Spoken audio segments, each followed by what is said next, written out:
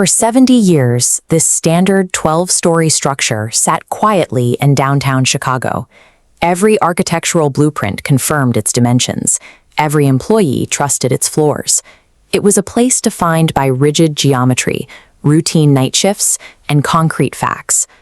But every few months, a strange anomaly interrupted that reality. Late at night, an employee would step into the elevator and notice a button glowing on the panel that no one had ever seen before. Floor 13. Daniel Mercer, a 32-year-old night security guard, was highly skeptical of office rumors until the night of November 14th. At exactly 11:43 p.m., holding a cup of cold coffee, Daniel entered the elevator, saw the impossible 13th button glowing, and pressed it. The car stopped abruptly. The overhead lights flickered, followed by a soft, mechanical ding. When the doors parted, Daniel wasn't looking at a familiar lobby. He was staring at a darker, older version of the building's architecture, heavily coated in dust and completely frozen in time. He stepped out into the heavy silence. Instantly, the doors slammed shut and vanished. When Daniel turned around, the entire elevator cab had been replaced by a solid, unbroken wall of concrete. He was trapped without a physical exit. Daniel Mercer eventually made it out of that hallway alive. To understand exactly how he survived, we have to map out the mechanics of a space that defies every law of physics. This diagram illustrates the anomaly's primary spatial rule. The elevator moves sideways, breaking the vertical shaft to slide laterally into a forgotten pocket, a thin place sitting adjacent to our reality. Looking at the timeline beside the wireframe, you can see how this pocket operates on a different temporal axis. While standard time marches steadily forward in the physical world, the anomaly's timeline spirals endlessly outward.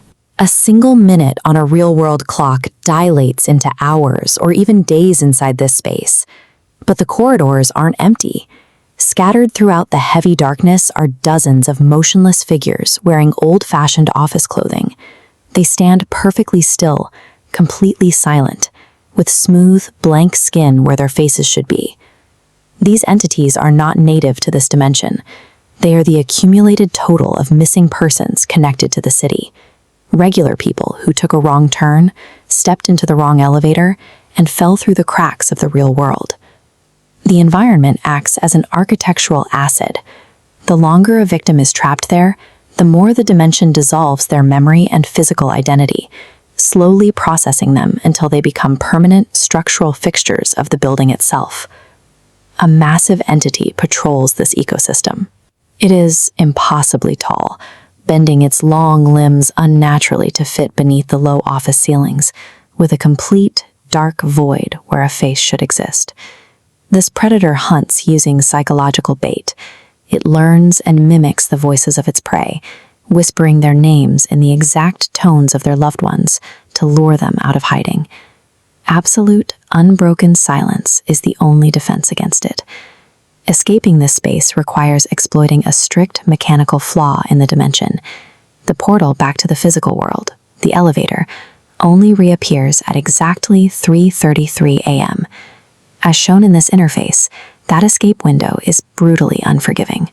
The portal remains open for exactly 60 seconds. If a victim fails to cross the threshold before the clock expires, the exit vanishes, sealing them inside permanently. When the ding of the returning elevator finally echoed, Daniel bolted. The dimension reacted violently to his escape attempt. The walls shifted and overhead lights exploded as the predator chased him, emitting a scream that defied human comprehension. Inches from the open doors, cold fingers clamped onto his ankle. One of the faceless workers stared up at him, its blank features briefly shifting to reveal terrified human eyes pleading for help. Daniel kicked his leg free and threw himself into the cab. Survival in this environment demands a brutal pragmatism. Escape dictates ruthlessly abandoning the remaining humanity of those already consumed by the system. The doors slammed shut. When they opened again, Daniel collapsed onto the bright, polished floor of the ground-level lobby. It was a completely normal morning. the police immediately reviewed the lobby security cameras. The objective footage showed Daniel entering the elevator at 11:43 p.m. and stumbling out at 11:44 p.m. According to reality, he had been inside for exactly 60 seconds. But Daniel had physical proof of his timeline. Deep in his pocket, he found a vintage yellow employee badge. The name and face were completely scratched away. The department read simply, Floor 13. Months after the incident, a mysterious fire swept through the property. Investigators never found a cause, and the structure burned until it collapsed inward. Amid the ashes, one piece of the structure remained completely untouched by the flames: the solid concrete elevator shaft.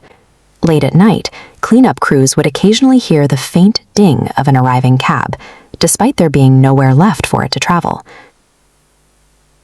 Years later, an entirely different office building across the city reported a strange anomaly. Employees working late began noticing a new button on their elevator panels, number 13.